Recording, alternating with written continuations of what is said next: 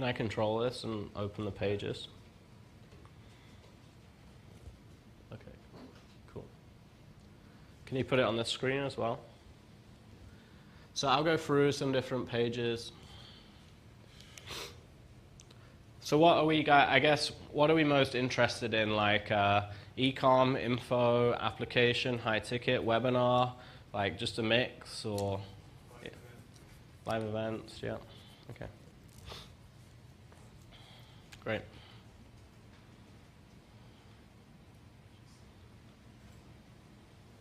So here's an e-com page that we did. So this one, like these guys were doing like 50, 60 million on like Home Shopping Network and stuff, and we took it online for them.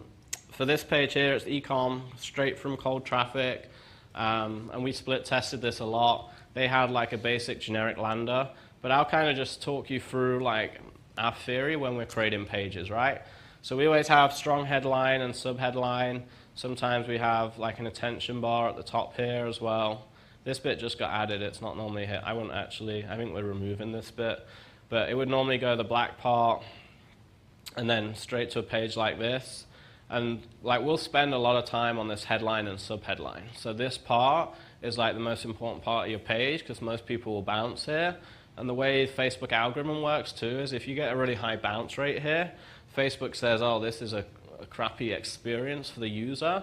So we're going to charge you way more because users clearly don't like this product or page or website you're sending them to. And we don't want to show our users of Facebook pages they hate because then they're not going to like Facebook as a platform. So they'll actually charge you more. And then kind of summary here. So this page isn't super long because it's a lower ticket e-com and the audience is 60 plus. And what we actually did for this, like we made the font, it doesn't look as big because the screen's so big, but on like a normal desktop or laptop, this font size is like 30% bigger than most sales pages. And that's again because we know our avatar, right? We know it's like most of the audience here are 70 plus, so we make bigger fonts and we try and make it very clear for them. And like small changes like that make a big difference. So, and you know, we bold stuff, put it in red and black to help it stand out. Again, like bullet point benefits. So again, understanding your audience, like we don't need hundreds of pages of copy for this audience, right? It needs to be quick to consume. We have another brand that is like 65 plus audience, and we found that audience loves to buy on the phone still. Like half of their sales come on the phone, and their AOV is like triple on the phone. So we had banners and pop-ups and a phone number on the call page, and that's helped take their business from like probably like 2 to 8 million, just the phone side, because they can pay way more from a CPA standpoint now because of the phone sales. And again, this is all like because we understand the avatar really well. If we didn't understand that, we wouldn't do that. So again, picking images too that resonate with the audience. So it's really important. You know, if you had a 45-year-old on there and most of the buyers are 75 years in age on average, it wouldn't convert as well. So big text again, you can even see it's bigger here. Then we have like our typical, so we do this a lot with like bigger brands, like this is a big brand, and we're comparing them to all the other big like brands out there in that space. And the big unique selling point here is these brands, this is the only brand that sells like the monitors, the cool button monitors with no monthly fee. So most of them are monthly fee. So we list, you know, we did the maths. They'll pay $80 for this device one time, and they'll pay like between $1,500 to $2,500 yearly because all the other brands are monthly fee. And then we just added this. So that's what that top banner was. This like literally this weekend. Because they set up like a 4-pay, so it's still not a monthly fee, they just split in the initial $80 with the 4-pay. And what we found a company that they pay you 100% on day one. So we can still, like our CPA is going to come down because we have a payment plan in place, but we still get all the money so we can still spend as much on traffic. So again, just more visual because of the audience. So like a recap of the benefits, and we're just pushing like here all the unique benefits, right? So it's lowest price. It's seen on. It's like I think this was the #2 launch in history on Home Shopping Network, and and it works without a cellular network, and there's a money-back guarantee and free shipping. For most of our e-com now, we do free shipping, okay? Because we've split tested it so much, and for us it's worth doing free shipping and charging a little more. It converts better. The only time we don't is we might like tier it. So a clothing store, for example. So Ty Lopez, my business partner, just bought Dress Barn, like a massive clothing company, 700 stores, and they went online. And one split test there was they had free shipping at $50. We took it to $75, and now the AOV jumped like $30, which totally changes like the whole dynamics of a 9-figure business, right? So little things like that can make a big difference. So we'll normally do free shipping, but we might like tweak it how we offer it for those kinds of reasons, okay? Then a lot of testimonials here. We repushed the like price point part, and then we just kind of do an offer stack here. So we have the original offer, we have 2 of them, and then we have a charger base as well, okay? And then we always put a refund, like for most of our e-com info, we always offer a 30-day refund, sometimes more, just because, again, we've split tested it so many times, we find that even with the refunds, the conversion rate's way higher, so it just makes way more sense.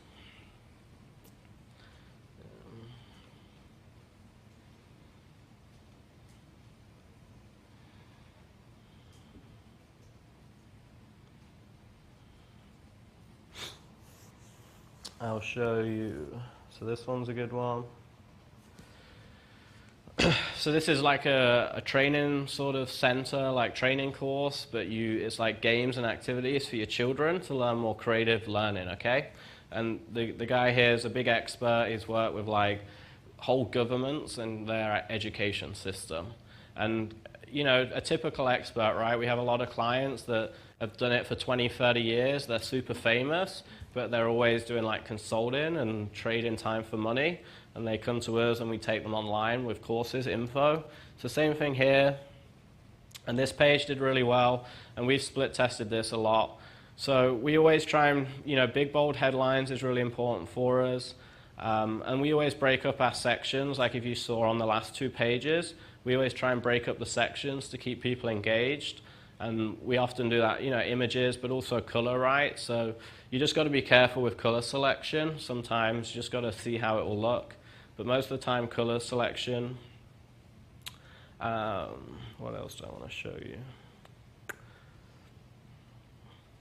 So, and then near the bottom, we have like more of a bio. So for experts, we found a lot. If you guys are doing agency work for like celebrities or experts, or if you're expert yourself, like normally a lot of the story coming from the experts is really important to cold traffic because they don't know who you are. So you've got to remember with cold traffic, it's very different to advertising to your warm buyers.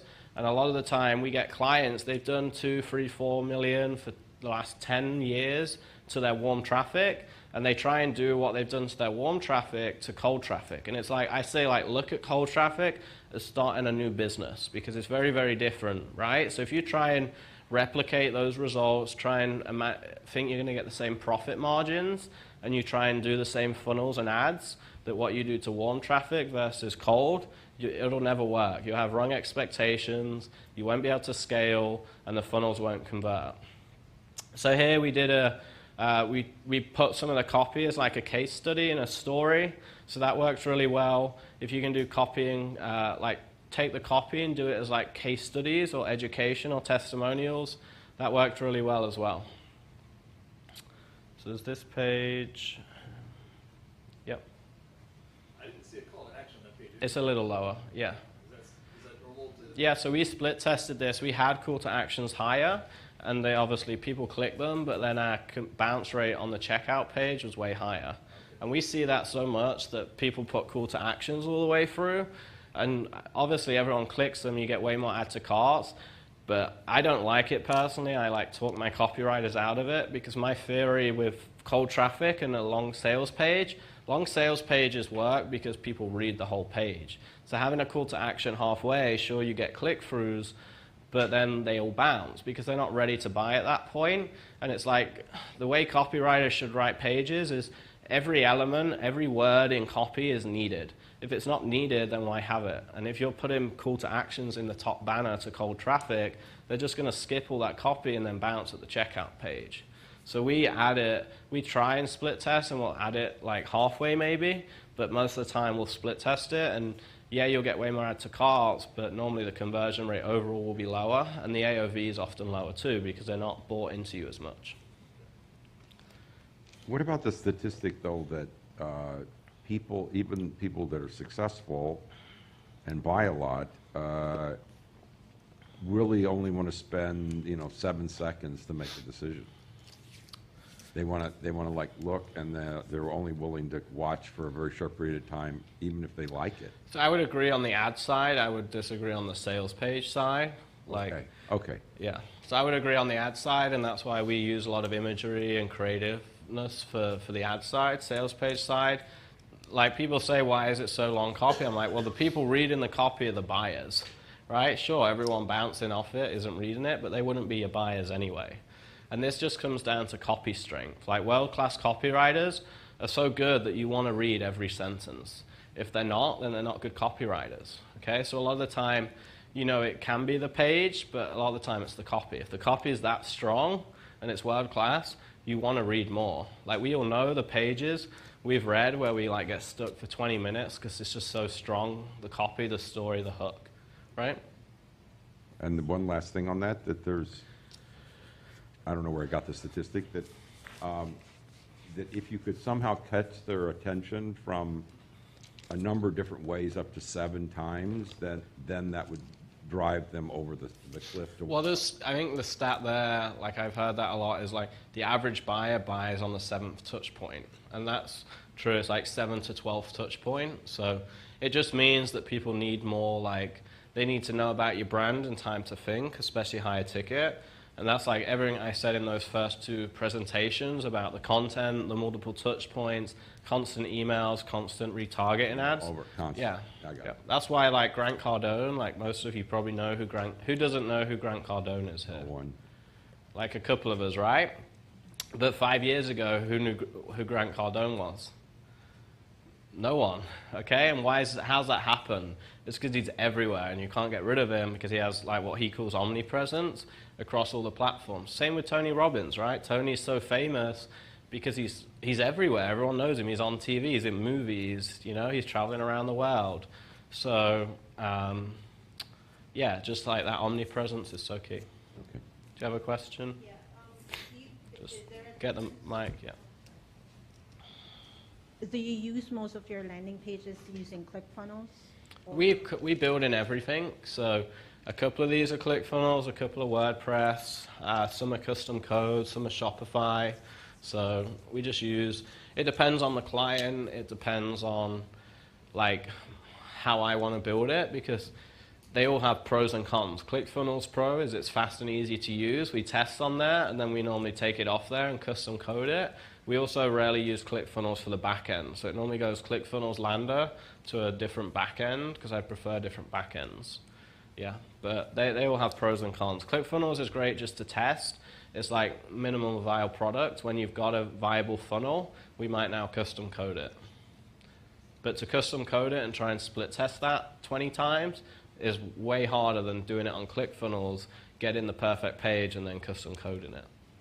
Just to follow up on what other people are saying, so for retargeting to website visitors, would you ever recommend a really brief landing page, like if this Yep. is the example, and just cut it off? Yep, so we do that. Like I think I even had in those funnel diagrams, I had like modified cart page or modified sales page, because we'll do that. So we'll retarget people from a sales page to like a long cart page, which is like a hybrid behind a sales page and a cart page. And do you ever see like a lead gen?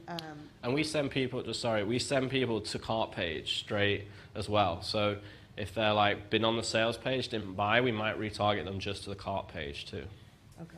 Sorry. And you don't see like prospecting if you send cold traffic to a long sales page, like it's just usually better than like if you just capture the email and then start following up with retargeting? You just seem better with. Yeah, we rarely, we're like my agency at least, and the clients we have, and like what I would say we're good at is direct to offer. Like that's all I've done for 7 years. Sales page to offer, sales page to offer. Like all the other stuff comes in there, and we'll add like tripwires and opt-ins. But for me, I want clients, and what I love is like I spend 10 grand a day, I make 20 grand back. Like that's what I want to do.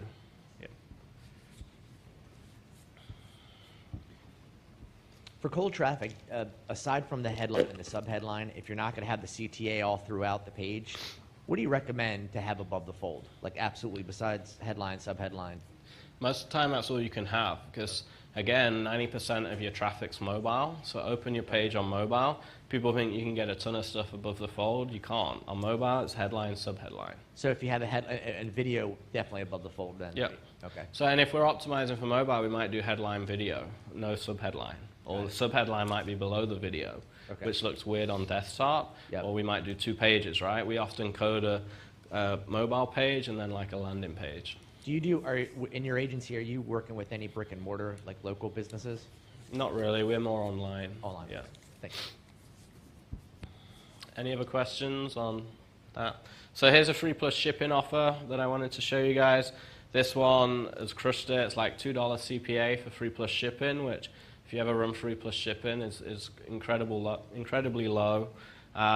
Selling beef sticks. This is one of Ty's brands, grass-fed beef sticks. And again, free plus shipping offers work really well where it's just video and then it's just like taking the sale right there and then, okay? Because it's so fast, like it's such an easy purchase decision because it's like $6, right? So this is how we make most of our free plus shipping. We'll do a video there, or we'll sometimes do like just a product image, okay? And we'll just do headline, image, and then like the cart page. So it's basically a cart page, right, for free plus shipping. Any question? Yeah. So there's a little more about, this is a longer cart page, but it converts really well. Okay, yeah, my question was actually specifically about the free plus shipping stuff that you Sure. brought up, because we've tried some of that stuff too with, tested asking for money and then offering the free shipping and then vice versa, whatever. With the free, I like the free plus shipping because you can, you get a lot more people coming to the page. Yep. But where do you inform them on the page about the shipping costs? We do it on the ad level. On the ad level? Yep, most of the time. Okay. And So Facebook much prefer that too. Okay. Yeah. And again, we've tested it, but we find like, yeah, you get way less clicks Yeah. if you don't mention the price.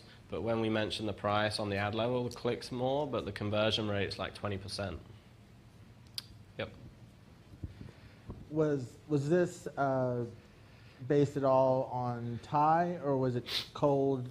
This is 100%, yeah, we're running it all to cold audiences, like Okay. Whole But Food. these- so- Whole Food. I mean, I'm sure Ty's brand plays part of it, right? Because that shows you how important brands are these days. I mean, I know it plays a part in it, but this is all to like Whole Foods and like healthy eating, like that sort of audience. So sure, I'm sure, like who here knows who Ty Lopez is? Most of the room, over half. So probably half the audience we target know who Ty is, half still don't and probably buy.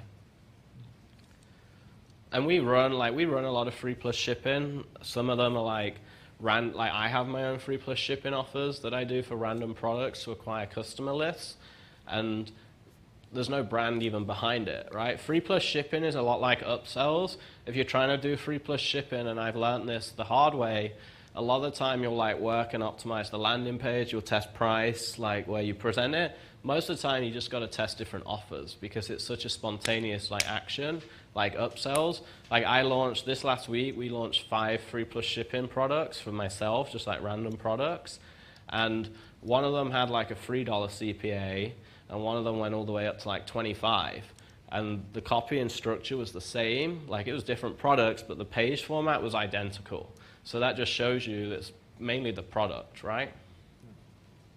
So if you're trying to do it for your brand, rather than make one, just make 5 different free plus shipping products if you can, and just test, because you'll see a clear winner, and then figure out the logistics and fulfillment and how to build it into your brand, after. Because if you can pay $3 for a customer and buyer, and you can then have an AOV high enough to support it, like most of our AOVs are $20 or so, because we have upsells after. So we actually break even or make money on all the free plus shipping customers, because then you can spend 1,000, you get 1,000 customers a day, right?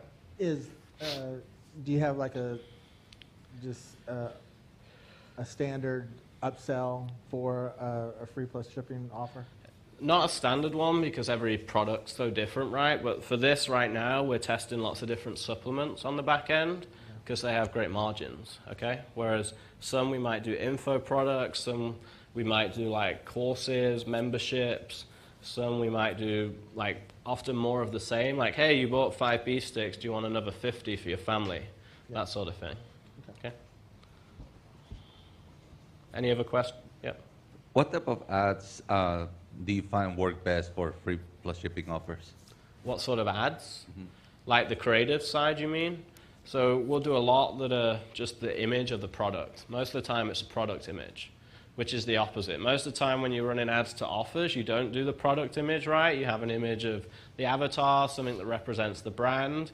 But with these, because it's like, it's an obvious purchase, because it's so cheap and it's like seen as such a great deal. So the customer, we often just do product image, or like a 30-second slideshow video where it has the product image in it. And the mention of the free plus shipping offer itself is just on the text, or is it Both. within the Normally creative? both, yeah. So we'll do an image. I'll find an image later, but it'll be an image and it will have like a big F&S button or free plus shipping, yeah. And we split tested that for this actually. So we did beef sticks, image, like a design with the beef sticks, and then we did it with free plus shipping logo on it at half the CPA. It's $4 CPA for just the image with the beef sticks, and a $2 CPA when we wrote free plus shipping on there. Same copy.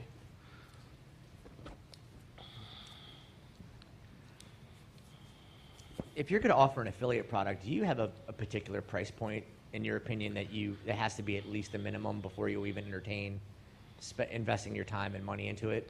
If you're partnering with affiliates, you mean, Yeah. or for free plus shipping? No, if you're going to partner with an affiliate. I mean, it depends on what they're offering, right? Like in my space, in the health space, and like info space, most affiliates are getting 90%. Okay. They're getting most of it, right? Minus refunds and transaction fees, basically. If it's more like a food where the margins are crappy, you might only get 20, 30%, but then I probably wouldn't. I don't know if I would do affiliate. If I would do affiliate for that, it would be like a branding play versus a cash flow play. But is there a minimum dollar amount that you want if you're doing an affiliate for like info? I wouldn't say a dollar amount, more a percent, because the percent is going to dictate the dollar amount, right? Because if it's a $100 offer and you're getting 80%, or a $1,000 offer but you're getting free 30%, the dollar amount will change a lot. And the problem with looking at, I guess, dollar amount is the conversion rate is going to change on the price point too. So you might get way less dollar on a, dollar amount, you might get less on a $100 offer versus $1,000. But if the take rate is 10 times higher, then it actually stabilizes the AOV. So I would consider probably the percent higher than the dollar amount. Okay, thanks. But you've always got to, whenever you're looking at affiliate stuff, you just got to do the maths and make sure it would work in the AOV, right? So if your AOV goal's $100 and you're getting 50% affiliate payout on a $100 product, that means you're getting $50 per sale. And if it has a 20% take rate, you're now getting $10 to your AOV. And if you want to add $50 to your AOV, it's like literally mathematically impossible, basically, unless there was a 100% take rate, which is never going to happen. So you can normally eliminate most ideas, like that's what I do, because I'm just so experienced and really good at the math side. I eliminate most ideas that my team or the client comes to me, and I just say it's not going to work because this is the stat, this is the AOV, this is the CPA, just isn't going to work. So you can kind of learn that. And again, that's why, like I said earlier, pay someone $2,000 to do the strategy, because they might be that experienced to tell you this whole idea is stupid, and they're going to save you 6 months because they know the industry averages and the math behind it. Any other questions? So what other pages do we want to see?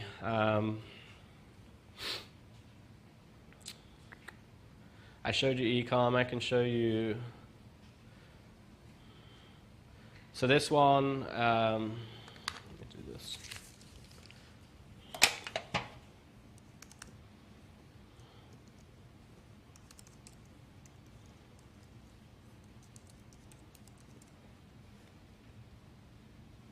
Okay, so this is like basically a contest page, right? So we have a product here. It's a free contest. It kind of just summarizes what they're going to win. And then we take them here. And then this is like a Groupon, like my idea behind this is like a Groupon style flash page. And this funnel's super cool. We've rolled this out for a lot of our e-com clients, and they're getting like 500 leads, maybe up to 1,000 emails a day doing this strategy. And because they have this page here, we get a lot of people take this offer and it covers the front end spend. So all we're doing is offering the actual product that they entered to win. Because most people enter to win, but they know that there's a really low likelihood of winning. So then we offer it like really cheap. Like this one is a $600 saving. It's buy one, get one free, and you can call in or you can redeem it online. And then the sales we get here cover the actual front end ad spend, and now we get 1,000 emails a day of customers that were interested. And obviously the conversion rate will be low because it was a contest, but even if you convert 3 or 4 of those people, right, on a high price point, it's really good. So, over here. I've always wondered, maybe you have the answer or not. If you ever go to eBay, and you say it's something you were thinking about getting and you find it there, and they say, okay, you can put your bid in, or you can buy it right now Sure. for this price. Yeah. So which one of those actually converts the best? I guess for eBay, I don't know for eBay, but I would say for like what we do online, it just depends. I would say a lot of people, if the price is right, like the buy it now price, people are impatient, so they Yeah. buy it now. That's why eBay, I mean, You've already spent the yeah, time my to first, find it. Yeah, eBay, I started eBaying when I was 12 years old. It was my first business, using my dad's credit card and PayPal. Yeah. And I bought and sold on eBay. And back then, buy it now wasn't as popular. But like in the last 10 years, like I feel most of it is now buy it now because people want stuff right away, right? Yeah. And plus, if you went into the bid process, it usually ends up Yeah. not. Well, that's this theory here, right? Everyone's entering a contest, but I know for every 1,000 people that enter a contest, 1% of them are impatient and like, actually, I really want this product. Like we did it for a coffee company. It was like a 2.5 times ROAS at scale, getting hundreds of free leads a day. And like their main ads were only a 2.5 times ROAS. So it matched the main ad performance, but they were getting hundreds of emails a day for free because a lot of people just wanted the coffee. They didn't want to wait and maybe win and not win. And because we presented it as a big flash sale, it was really appealing. Yep. Yep. Cool. Any other questions on this?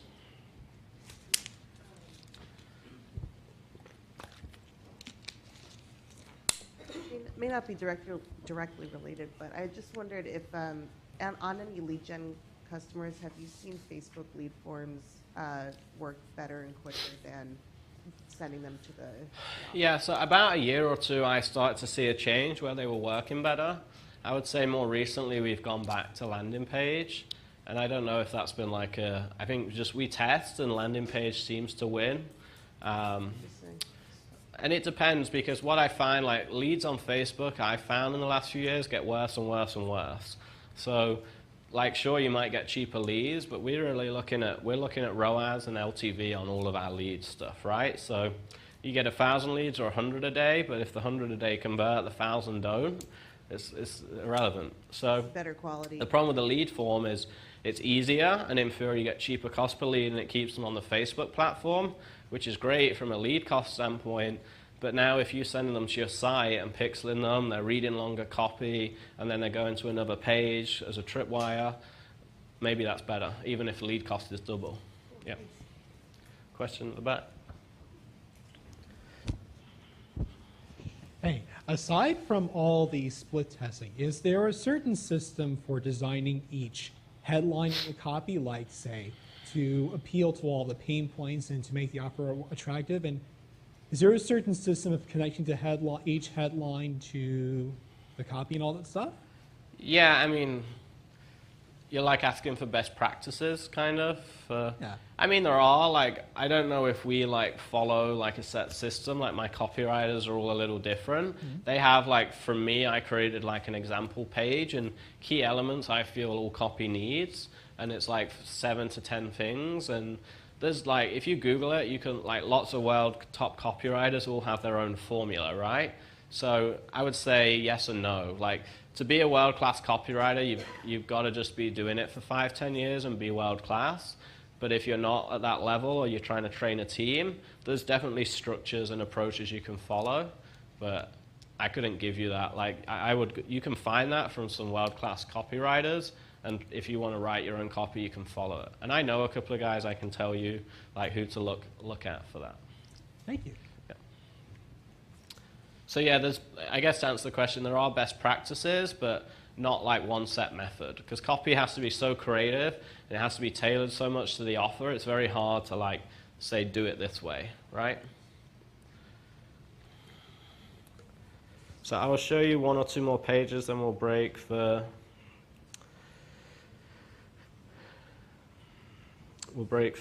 lunch.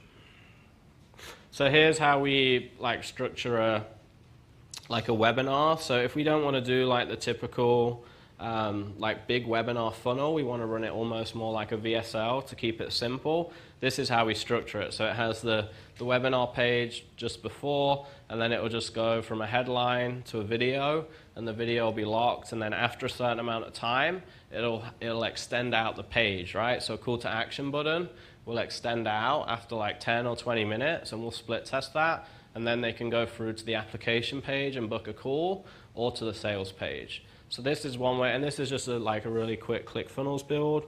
So if you don't want to set up like a big like whole webinar funnel sequence, which can take a lot of time, you can customize it more like that, where it's like just more like a VSL. This is a cart page, and remember I talked a lot about cart pages, right? So this is a good example here. So summary of what they get here, visual summary 2. We have a phone line up here, all the bonus recap. We have our order bump here, that's like a 35% take rate. We have our guarantee here, like a triple layer. And what I learned early on, like it's a good kind of thing that stuck with me for guarantees, is write your guarantee so aggressive that it makes you nervous to offer it. Okay, so that's like a good rule for writing a guarantee. I really like that. I heard that from a smart internet marketer like 5 years ago. And then we have like more reviews and testimonials, right? And this cart page does really well. Any questions on that?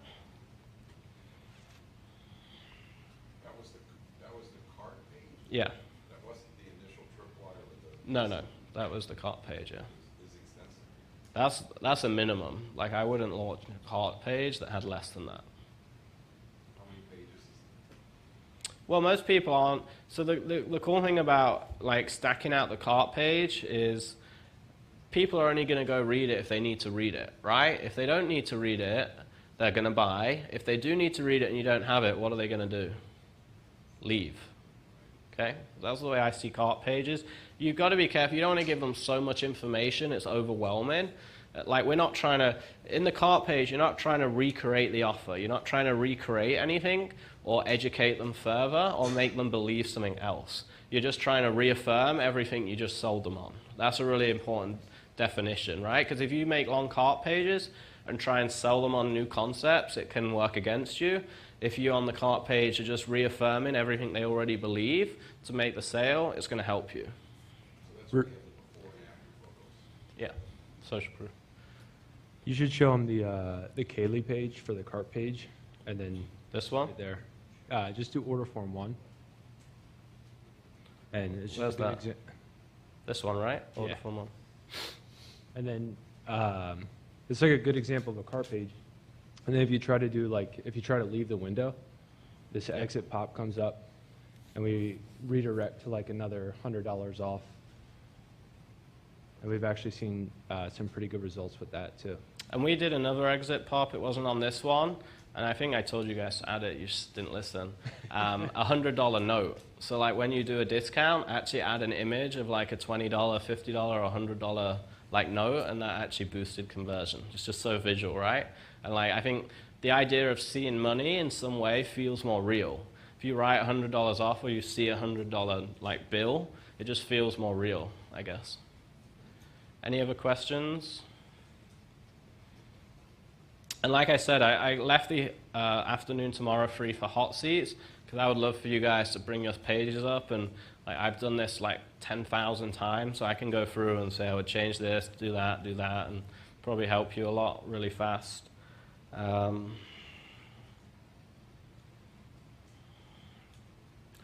So here's a upsell page. So this is kind of general length, I would say, for our upsell pages, just so you get an idea. We always have, like, for more the info product, like lower ticket stuff, we'll have it more urgency based, like, hey, wait, this is a special one-time offer. This is a fitness info product, so this is like our standard formula. We'll go through, congratulate them on the sale, tell them, and basically the idea of an upsell most of the time is to accelerate whatever you just purchased, right? So if you purchase, like, I don't know, say a fat loss plan, it's like, okay, now we'll offer them extra workouts to accelerate the goal, right? If the goal is fat loss.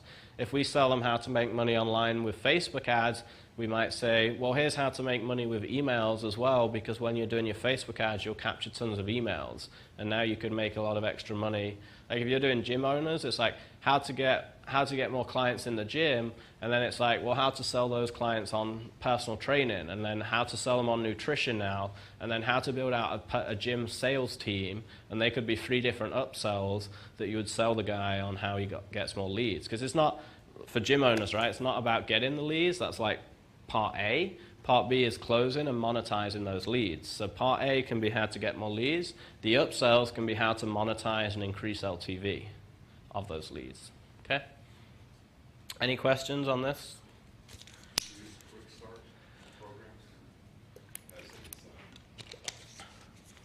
Yeah, for an like just a general upsell, like a name, you mean, or? You've got the sale, and then you want them to start. Yeah. So one of Yeah, so my best upsell for my fitness offer was a 48-hour. So the question was, do you use like quick starts for upsells? to right? keep them consuming rather than, Yep.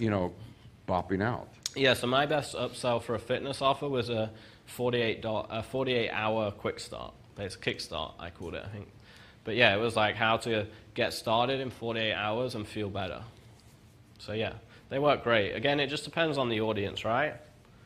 So But they yeah, stick. for info products, e-com, quick starts can work well. For like $10,000 offers, you might change it. It might be more like the opposite, how to get personal coaching for the next year, right? Where it's much more in depth. Okay.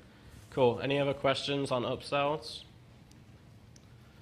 Any other pages you want to see? If not, we can break for lunch. Oh, advertorials. Let me show you.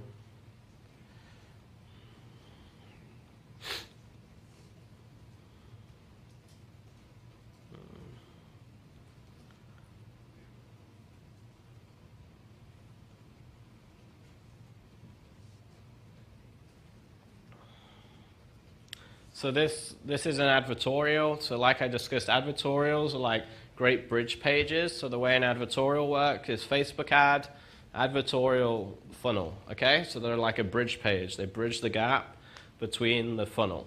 And the reason you might do this is higher ticket, you want to indoctrinate them first, you want to create a page to retarget, you want to preface something. So an advertorial might be like important, like if you're trying to sell weight loss, everyone knows what weight loss is and they know why we need to lose weight.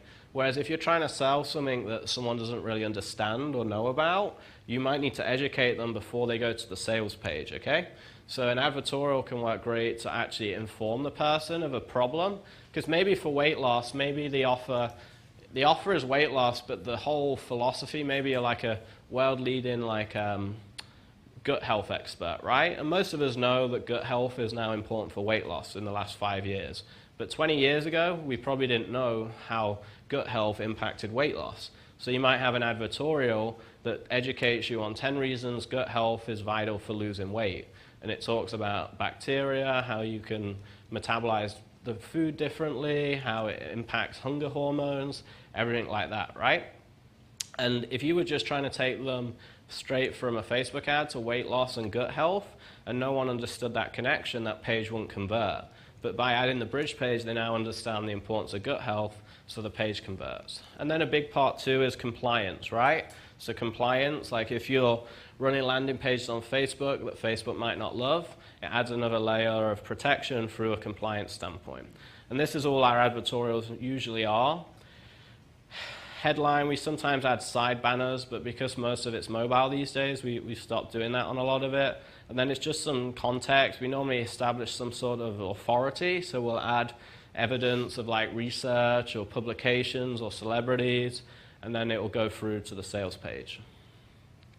So they can be very simple, but again, we had to train the design team and tech team how to build these, because if you just say to a designer, here's copy, go build it, he might add like fancy banners and fancy sidebars and logos. And we found for advertorials, we actually want them pretty bland, because they want to look kind of like news websites and like very just content heavy, and then go into Lander. Cool. I don't think. Yep.